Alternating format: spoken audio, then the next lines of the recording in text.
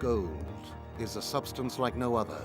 It is beautiful, desirable, rare, and valuable. Its appeal is almost universal across cultures and across time.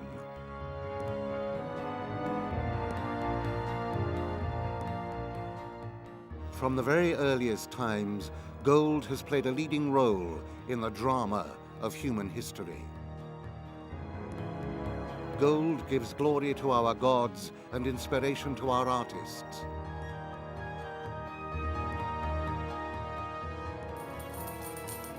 It has formed the bedrock of our wealth. Gold drove the engines of the world's economy for centuries. The story of gold is the history of an obsession.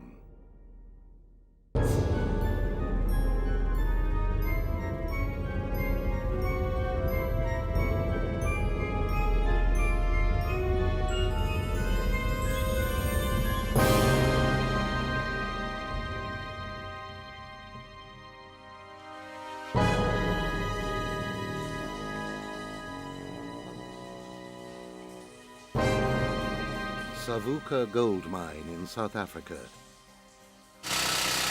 nearly 4 kilometers below ground. The earth does not give up its treasure without a fight.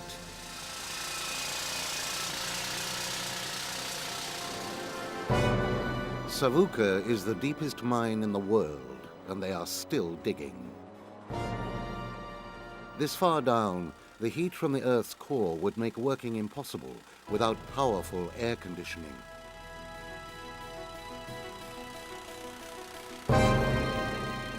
No other substance in human history has driven people to such extremes, and the struggle continues today.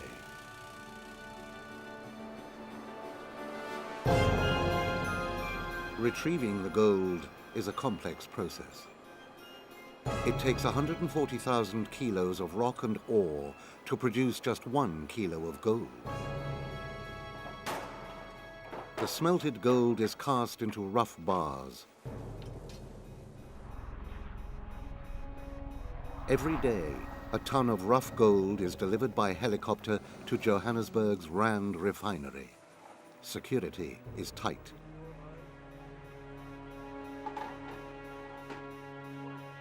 Here, the gold will be processed to almost complete purity.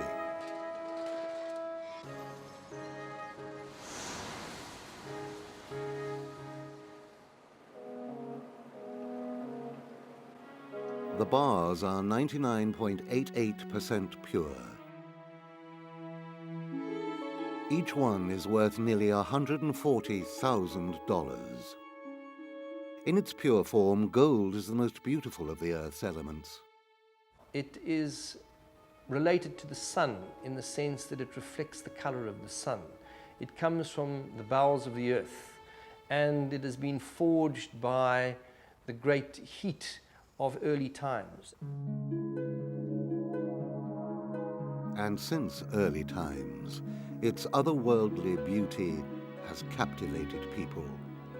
Nothing else in the natural world looks and feels quite like gold.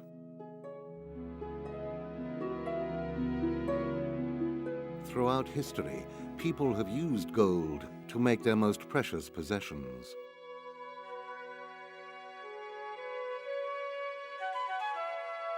Gold is rare.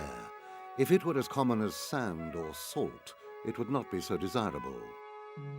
Almost all the gold ever produced still exists.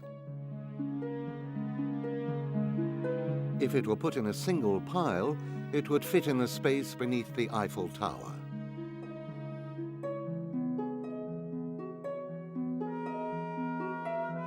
As a metal, gold has some remarkable properties.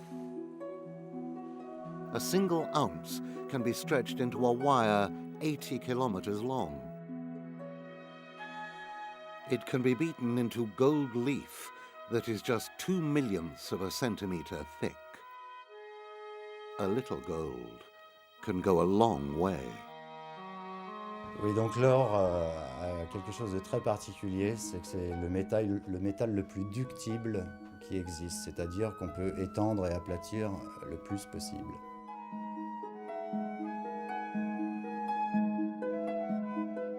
Gold doesn't rust or fade. It is chemically inert. It can't be harmed by water, air, or even most acids. Golden treasure can be buried for 1,000 years and still shine as brightly as on the day it was made.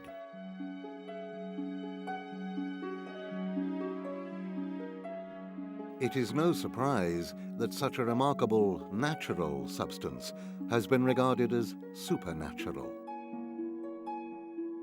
Because it seems to last forever, it is trusted more than anything else to outlive troubled times. We believe it will always be valued. Pourquoi est-ce que depuis la naissance de l'humanité, l'homme était amoureux de l'or? Il y a quand même quelque chose d'extraordinaire là, que je ne m'explique pas, mais que je constate. It is timeless, and maybe there is an echo in that in all of us, that we'd all like to be timeless in some way, but gold has the sense of that where it comes across the centuries in its original state.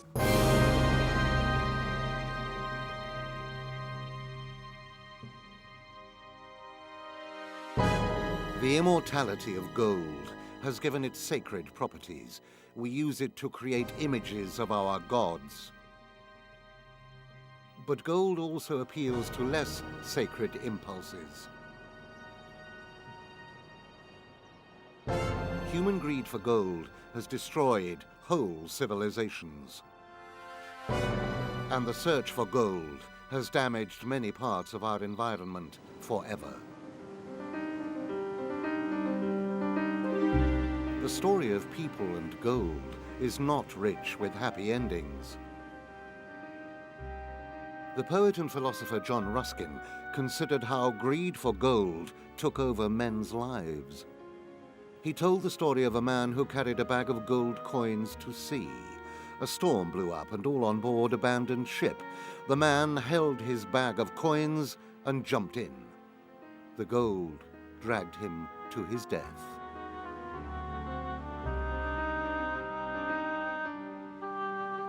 Ruskin asked about the drowning man, had he the gold, or did the gold have him?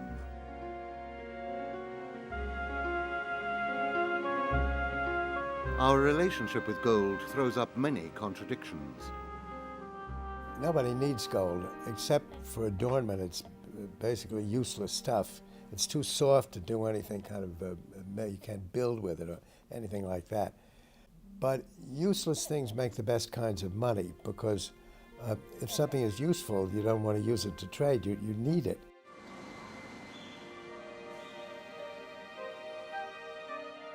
Demand for this supposedly useless substance remains as high as ever.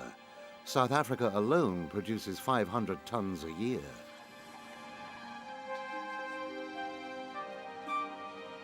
We use it for jewelry, electronics, in medicine and art, and most of all, it still measures and secures much of our wealth.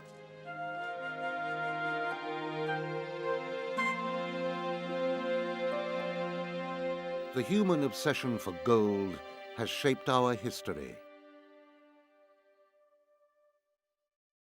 Our story begins at the birth of civilization. To the ancient Egyptians, gold came from the sun.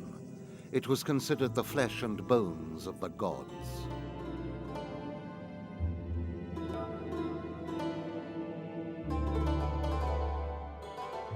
For the people of the Nile, the farmers and laborers, gold was distant and exclusive.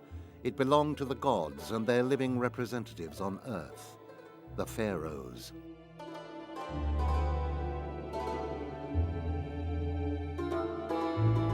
Egyptian craftsmen worked gold into intricate jewelry and religious objects.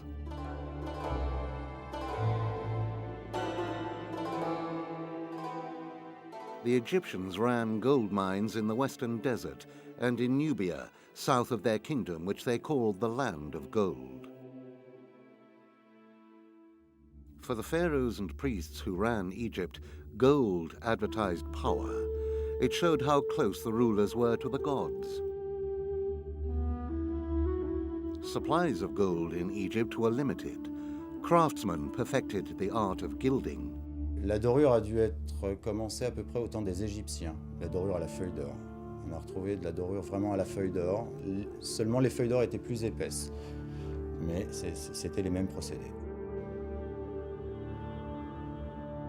Egyptians chose gold to accompany them on their most important journey, their passage to the afterlife.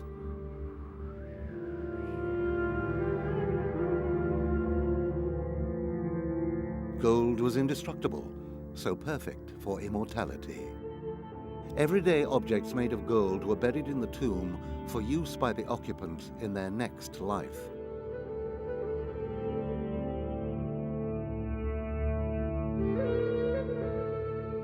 And pharaohs were buried encased in gold.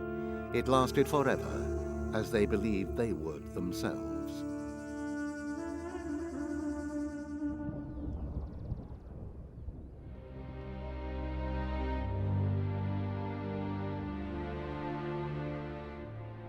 On the other side of the world, the peoples of ancient America built a series of civilizations.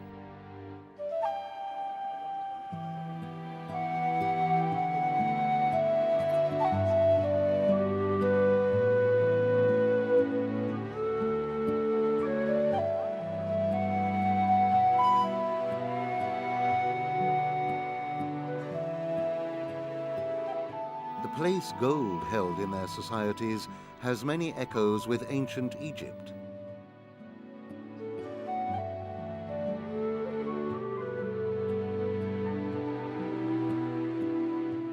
People believed gold was sacred and came from the gods. It was considered to contain the power of the sun. The Andes and the jungles of the Amazon were rich sources of gold. It was pure and easy to collect, but it remained exclusive.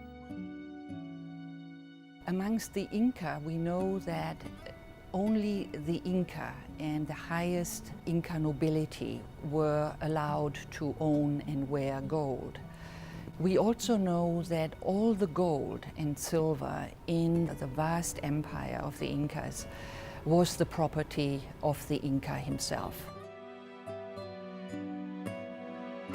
Gold to the ancient Americans also had a lot of religious and symbolic meaning. The Inca thought of gold as the rain of the sun, and the sun was of course a major deity in the vast pantheon of the Incas. The material was so beautiful and so brilliant, indestructible, a magnificent color, that the ancient Americans thought it must be of divine origin. And the Aztecs of Mexico, the word for gold is teoquitlatl, which means, translated, excrement of the gods. So there is this connection to the spiritual world.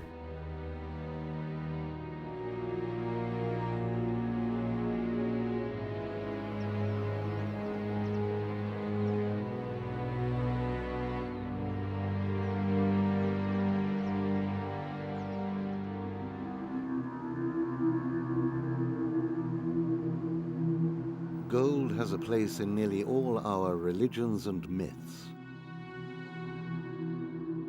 In the Bible, God instructs Moses to build a tabernacle covered in gold, the only metal that will do justice to his sacred purpose. But when Moses saw his people worshipping a golden calf, he saw love of gold taking over from love of God. In his anger, he threw down the 10 Commandments.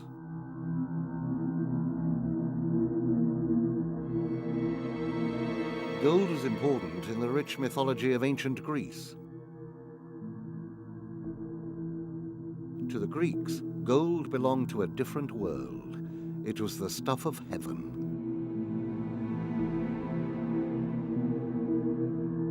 Much of its mystique came from the fact that while the Greeks had plenty of silver, they had very little gold. That made it even more exotic.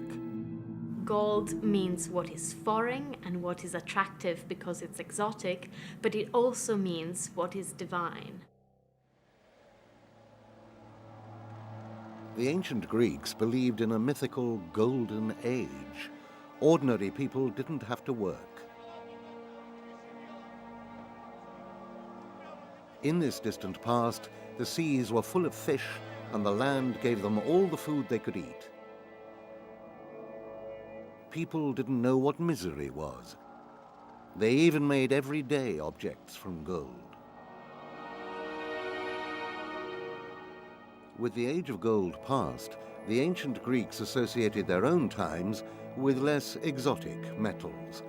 They believed they lived in the age of iron. In the story of gold, myth and reality often merge. A real historical figure who is associated with gold can give birth to legends. One man whose real life is no more than a shadow has a name that will forever be associated with gold. King Midas.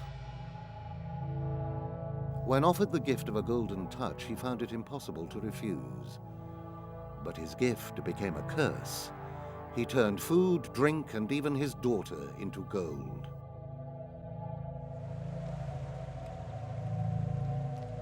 To get rid of the magic touch, Midas had to wash in the river Pactolus, which, the legend tells us, ran with gold ever after.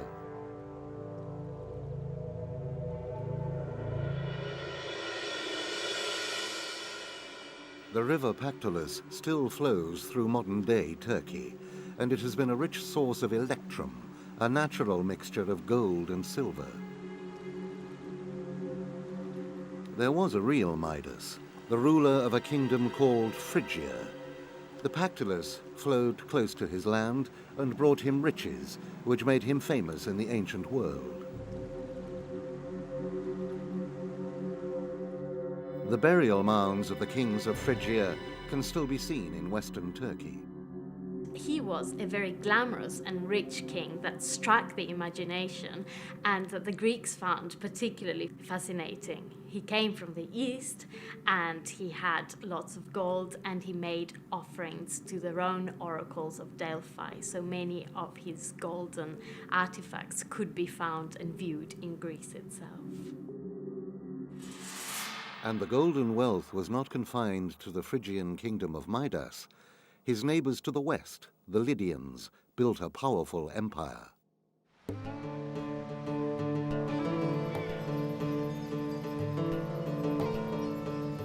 Over 2,500 years ago, the Lydians built their capital, Sardis, on the banks of the river Pactolus. It was a busy place, well sited on the trade routes of the time.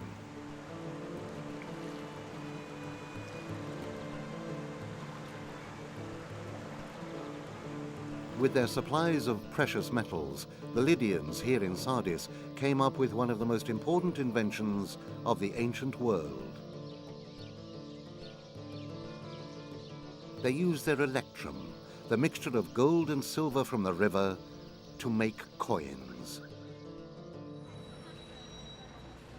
The British Museum in London holds one of the best collections of coins in the world.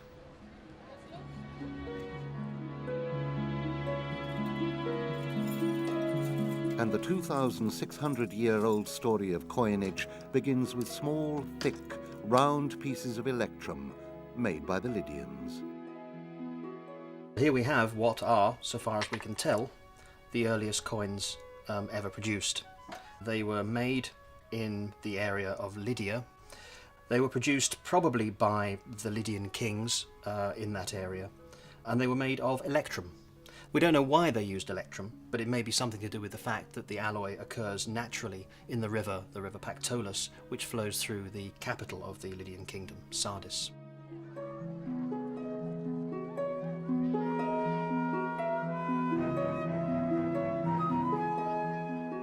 The proof that these were the oldest coins came when archaeologists uncovered a hoard of them beneath the ancient city of Ephesus. Ephesus was a bustling port at the end of the royal road that ran from the east and passed through Sardis. The coins with their royal stamp were guaranteed by the kings of Lydia for weight and purity. They have been accurately dated to around 635 BC.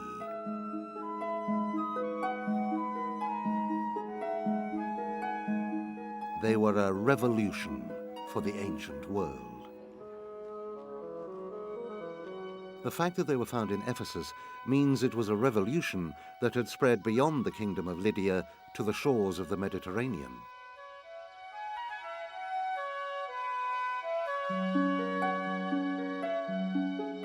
And can we be sure it really was a Lydian invention?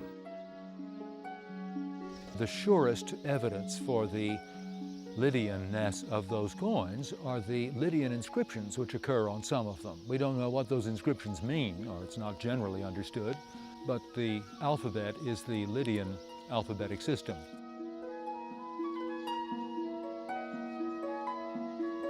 Previously, people had traded in anything from livestock to seashells. Now there was something that worked better.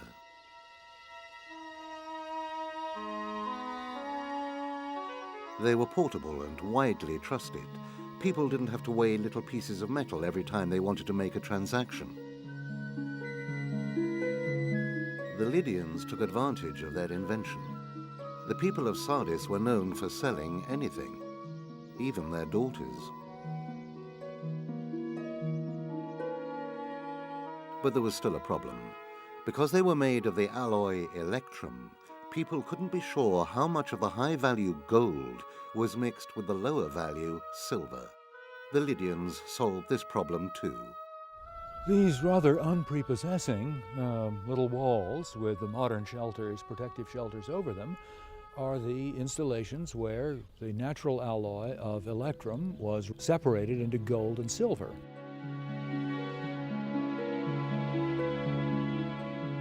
The Lydians had created the first gold refinery.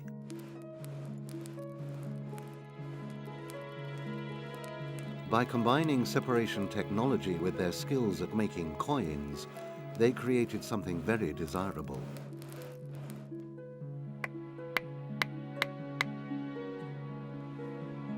In the Lydian royal mint, they struck the world's first pure gold coins. And the creator of those coins was the Lydian king, Croesus. His name has become a byword for fabulous wealth. I suppose there are three aspects to the attractiveness of gold as a monetary metal. I mean, the first would be that it's simply attractive. It looks nice. The second is that it's soft and therefore it's relatively easy to work and produces a very nice design when you strike it with coin dies. And the third, I mean, a very practical one, is there isn't so much to go round that everybody has access to it. So it is something that cuts off a certain part of the population who have it from those who do not.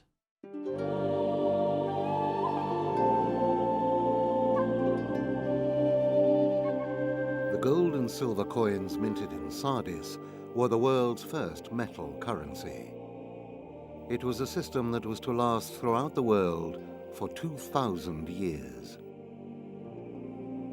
The coins were popular and spread across the Aegean Sea to Greece and around Asia Minor. They stimulated trade and increased the wealth and power of Lydia.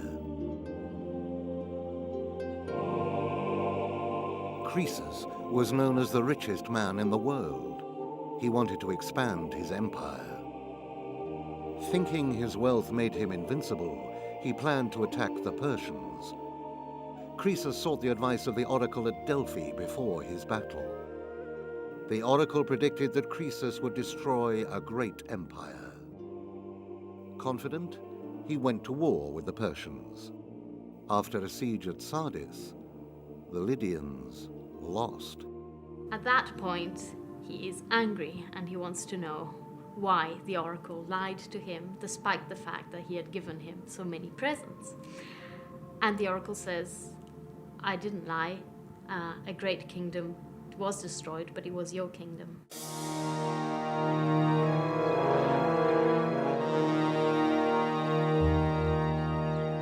Although the Lydians lost an empire, their capital, Sardis, remained an important city.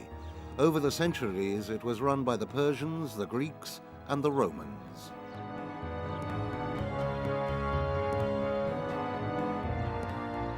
The greatest legacy of the Lydians was a system of coinage. The Persians took charge of the royal mint and issued their own versions of the gold and silver currency. Persian kings put images of themselves on their coins. The spread of coins literally put gold into the hands of many more people. And they had other advantages for the rulers of the ancient world. The important thing to remember, of course, is that coinage is really the only mass medium in the ancient world. There are no newspapers, there's no radio or television. The only way you can really spread a simple message a long way in a mass-produced form is on coinage. One man, Alexander the Great, understood this perfectly. The young Macedonian king made a series of whirlwind conquests across the ancient world.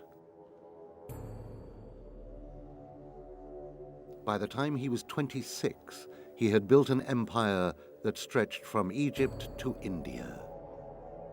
And he used coins to let everyone know of his achievements. Alexander used well-known images from Greek mythology. The goddess Nike represented victory. Athena was shown as a warrior goddess. The message was clear. Alexander brought success in battle. He made sure the gold coins circulated throughout his empire.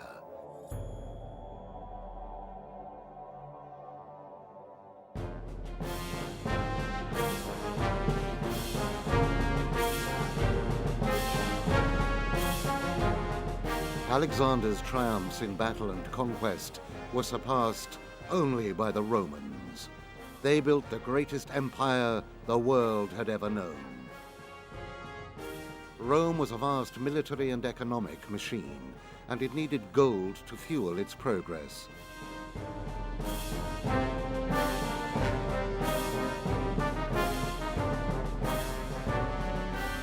For the Romans, gold was both sacred and worldly. They used to store their reserves on the Capitoline Hill in the center of the city, in a temple dedicated to their most powerful god, Jupiter.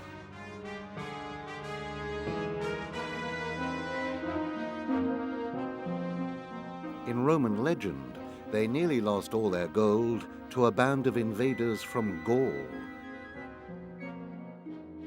The city was under attack. A group of the enemy's soldiers had got to the Capitoline Hill, undetected by the Romans.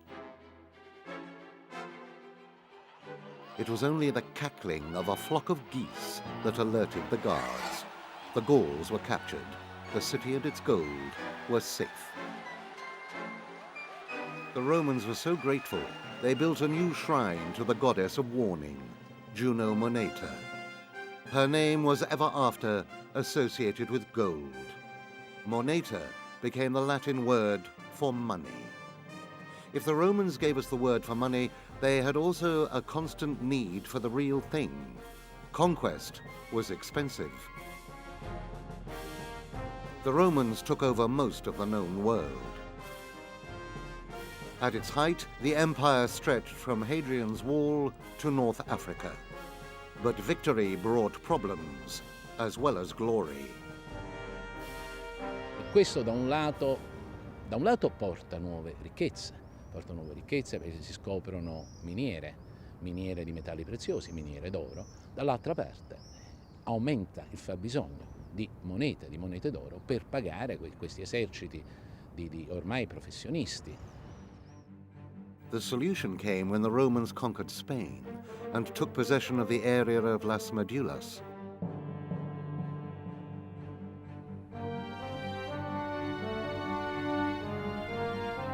The Red Mountains of Las Medulas were rich in gold ore. They gave the Romans the secure and seemingly endless supply they needed. In their quest for gold, the Roman miners changed this landscape forever. They took down whole cliffs and built networks of tunnels and shafts throughout the mountains. The scarred landscape is still testament to their efforts. It was hard work, Even with thousands of slaves, it was a slow, painstaking process, too slow to satisfy their needs. Estamos en el interior de una montaña, estamos en el vientre de la montaña, una montaña que los romanos llegaron a destrozar para tratar de buscar el oro que tanto necesitaban para mantener su imperio. Un imperio que se mantenía fundamentalmente pues, en soldados mercenarios, en un sistema de esclavos, que por tanto todo ello requería una gran cantidad de oro que obtenían en cualquier zona fundamentalmente de Europa, del norte de África, de Asia, pero también aquí en el noroeste de la península ibérica.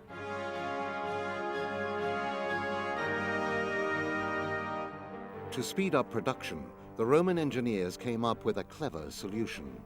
In an age before heavy machinery and explosives, they used the power of water under pressure to get at their gold. For water supplies, the Romans used snow from a neighboring mountain range. The melted snow water had to be transported across country back to the gold mines.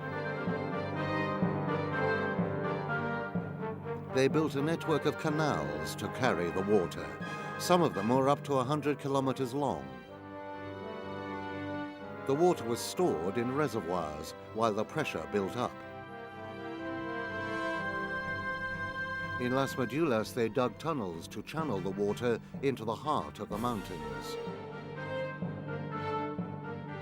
When there was enough pressure, the water would be released. It rushed into the tunnels and was channeled through narrowing passages. The force was enough to blast the gold ore from the mountain. Plinio, el historiador latino, lo ha llegado a definir como la ruina montium, la ruina de la montaña, ¿no? Porque la montaña estallaba.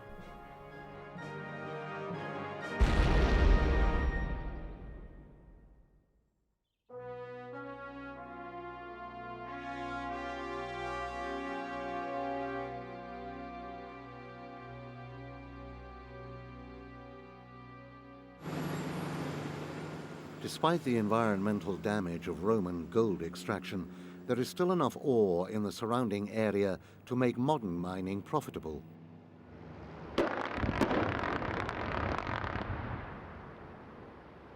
Esta roca que tengo a la mano es la roca que contiene el mineral de oro que se extrae en el yacimiento del Valle, en el concejo de Belmonte de Miranda, y que va a ser tratada en la planta de obtención de oro. Modern extraction and processing techniques make this a very efficient operation. The mine produces 5.5 tons of gold every year, more than the Romans could have dreamed of. Según los últimos datos de las excavaciones arqueológicas, de los estudios de los investigadores, han llegado a una conclusión de que los romanos han sacado entre 4.000 y 5.000 kilos de oro. Es decir, 200 años, 4.000, 5.000 kilos de oro, ¿no? Parece imposible. Pero en la antigüedad el oro circulante era muy poco. Por tanto, quien tenía esa poca cantidad de oro, pues era realmente el dueño del mundo. Y en aquel caso era Roma.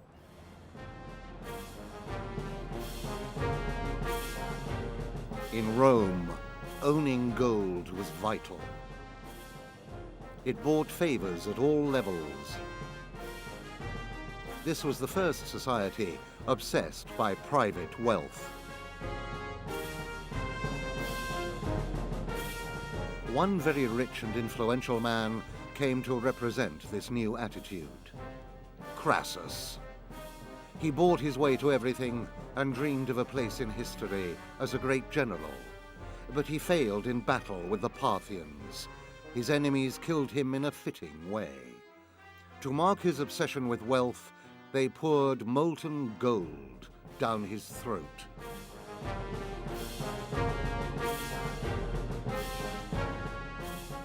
Roman gold supplies were always outstripped by demand. Whatever new sources they found, they always wanted more. The empire was a single currency zone. Coins circulated all over this vast area, and they kept the Roman economic machine functioning. There was always a temptation for the emperor to make limited gold supplies go further. By secretly adding cheaper metals, more coins could be made with less gold and silver. But if people found out, they wouldn't trust the currency. And unscrupulous members of the public could also damage the coinage. By clipping little bits from the edge of coins, gold could be stolen from the state. The public lost faith in the currency. Money lost value. Inflation rose as bit by bit the coins weighed less. With a weak economy came a weak empire. The first Christian emperor, Constantine the Great, decided to take matters under control.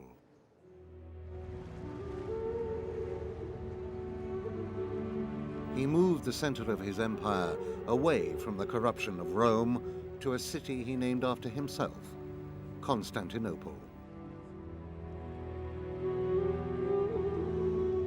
In his new capital, which is modern-day Istanbul, he set about building a formidable new empire based on trade and Christianity. Constantinople, situated at the crossroads between East and West, and with easy access to mineral and natural resources, really rewarded the vision of its founder, and it was to develop into an international dream city of Christendom for over a millennium.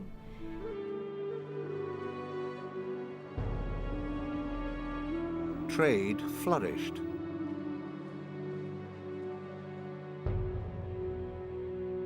Constantine minted a new gold coin, the solidus.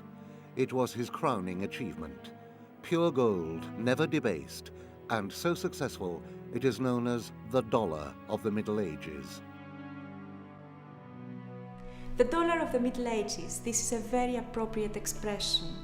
The same way the Athenian silver coins of the 5th and 4th century circulated widely and were accepted, the same way the dollar or even the British pound is accepted now, the Byzantine solidus was accepted everywhere and was valued as a very fine coin. The solidus was used as far away as China, Britain, and Scandinavia. It became one of the longest-lived coins in history.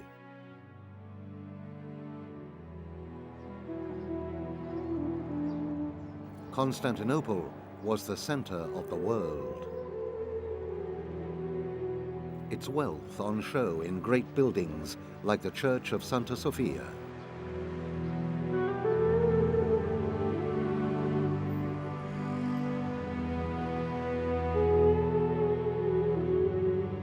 Its dome was lined with 12 tons of gold.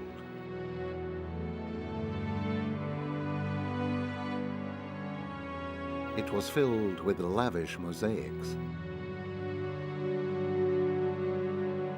Constantinople became a city of gold, its artists and craftsmen the finest in the world. Gold became an obsession for wealthy emperors. One even put the sacred image of Christ on the gold solidus. Religious mosaics became ever more elaborate. People wondered if the emperors were showing devotion to the glory of God or the glory of gold. There was a backlash. A change was forced.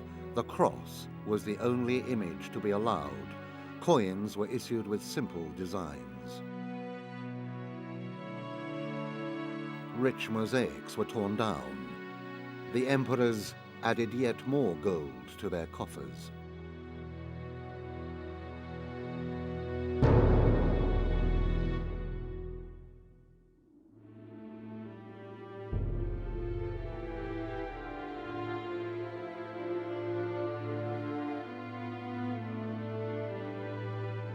As Constantinople thrived in the east, the remains of the Roman Empire in the west fell apart, plunging Europe into the Dark Ages.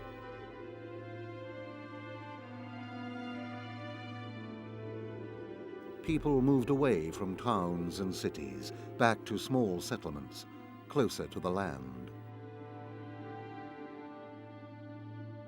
Law and order fell apart, and in these uncertain times people hoarded their gold, hoping to keep it safe from plunder.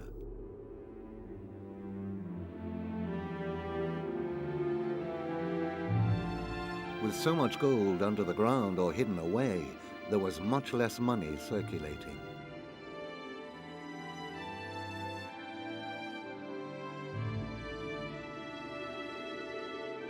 With money largely out of use, trade dried up, the economy withered.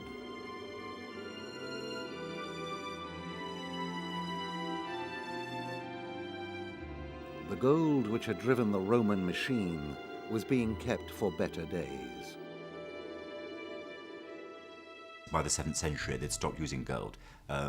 Economists and historians argue why this was. It may simply have been that the patterns of trade that bring in gold from the main areas of gold production in Africa and the East simply weren't there anymore. So there was not enough was coming through to be able to fuel a coinage.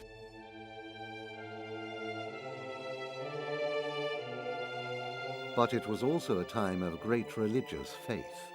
In the monasteries, monks celebrated God in intricate illuminated manuscripts, and they wanted gold to shine from their work. Because it was scarce, they only used tiny amounts of powdered gold mixed with egg white and then painted on to their finely detailed manuscripts. It was painstaking and frustrating work.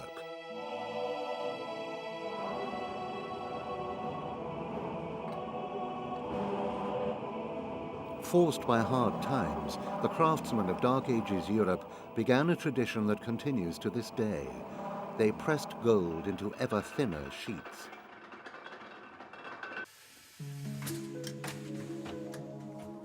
Just 1 ounce of gold can be made into gold leaf that would cover 100 square feet.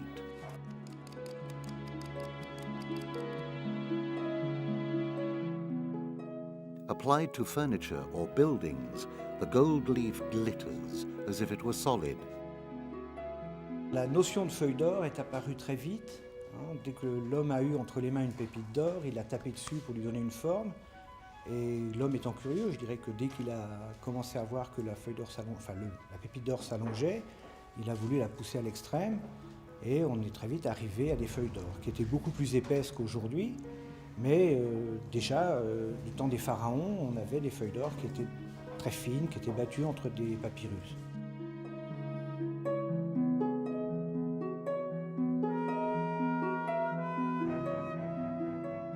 Stretching small amounts of gold became an art form in itself. It sparked a trend. Gilding was applied to everything, from chairs to church roofs.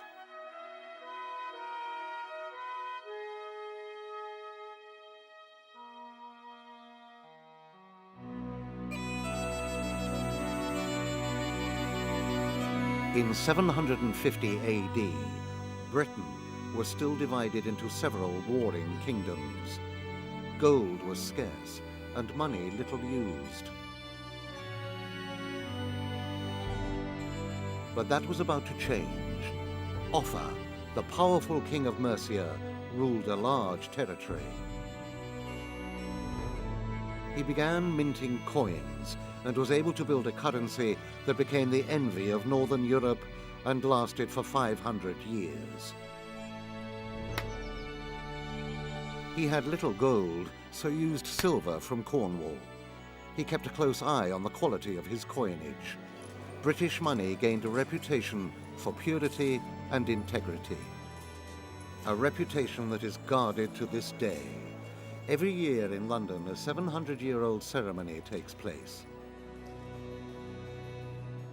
Every new coin produced by the Royal Mint is checked for weight and purity. A verdict is produced. It's a very, very long verdict. Every coin that has been checked and assayed and tested is recorded in the verdict, and it is read out aloud to the public in the hall behind us, so that the public can hear that the coinage of their realm is up to standard.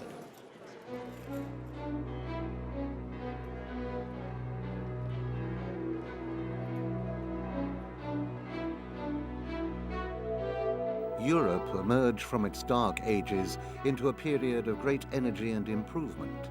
Cathedrals were built and universities founded. Armies left Europe on crusades to return the Holy Land to the Christian faith.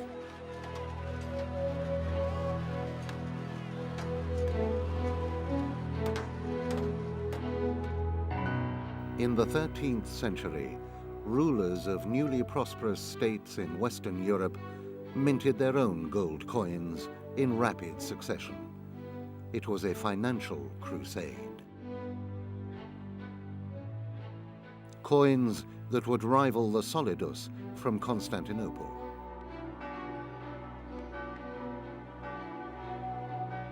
The most powerful of the European cities was Venice.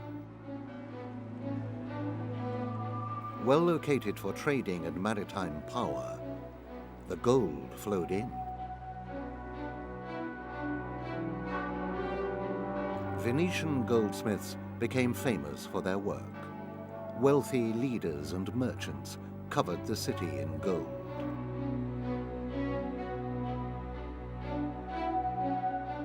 Constantinople was left behind.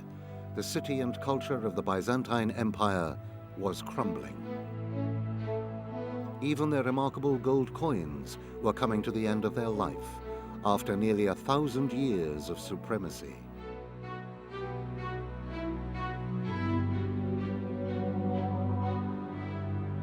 The massive walls of Constantinople had kept out invaders for centuries. Eventually, a weakened city fell to Mehmet the Conqueror, a Muslim invader who breached the defenses and galloped through the city's gate to take control.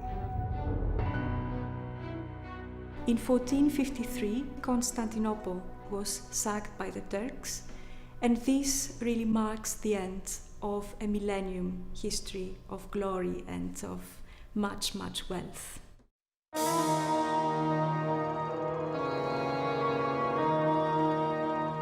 The future of Constantinople was to lie with Islam. A new empire of the Ottoman sultans dawned.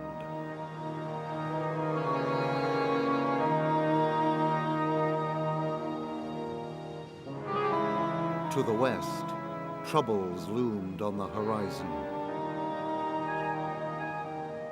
A century of war and plague in Europe lay ahead. Time so bad, money didn't seem to matter. But the glint of gold wouldn't stay hidden for long. In the next program, we travel to a new world. Gold drives Europeans across the ocean to the Americas. Explorers, adventurers, and thieves.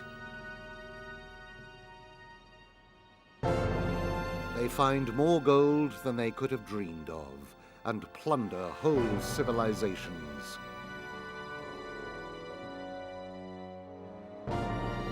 Europe is awash with gold. More gold than ever before.